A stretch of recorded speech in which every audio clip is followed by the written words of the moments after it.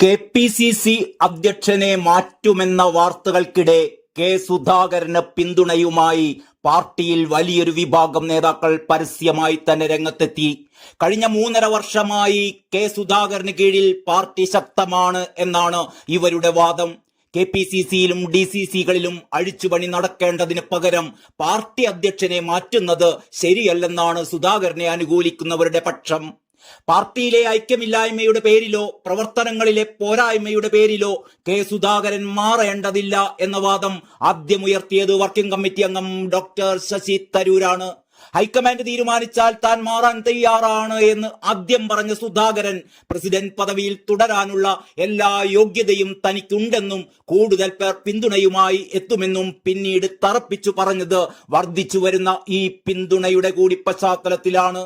പിന്നാലെ കെ.പി.സി.സി ഉപാധ്യക്ഷൻ വി.ടി. ബൽറാം സുധാകരനുള്ള പിന്തുണ പരസ്യമാക്കി. കെ സുധാകരൻ അധ്യക്ഷനായ ശേഷമുള്ള 3 ഉപതിരഞ്ഞെടുപ്പുകളിലെ മിന്നും ജയവും, ലോക്സഭാ തിരഞ്ഞെടുപ്പിലെ മികച്ച പ്രകടനവും, തദ്ദേശ ഉപതെരഞ്ഞെടുപ്പുകളിലെ മുന്നേറ്റവുമെല്ലാം അക്കമിട്ട് നിരത്തിയാണ് പിന്തുണ അറിയിച്ചത്.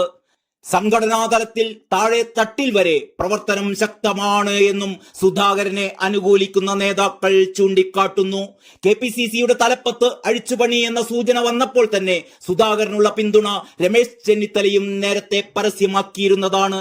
പരസ്യ പ്രകടനത്തിനില്ലെങ്കിലും പ്രസിഡന്റ് മാറണമെന്ന ആവശ്യമായിരുന്നു പ്രതിപക്ഷ നേതാവിന്.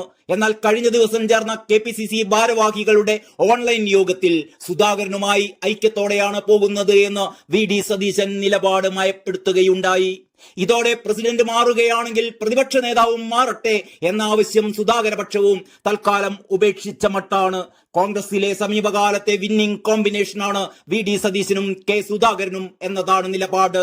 കൂടുതൽ നേതാക്കളുടെ പ്രതികരണങ്ങൾ വരുന്നതോടെ ദേശീയ നേതൃത്വത്തിന്റെ തീരുമാനങ്ങളെ സ്വാധീനിക്കാനാകുമെന്ന് തന്നെയാണ് സുധാകര പക്ഷത്തിന്റെ പ്രതീക്ഷ.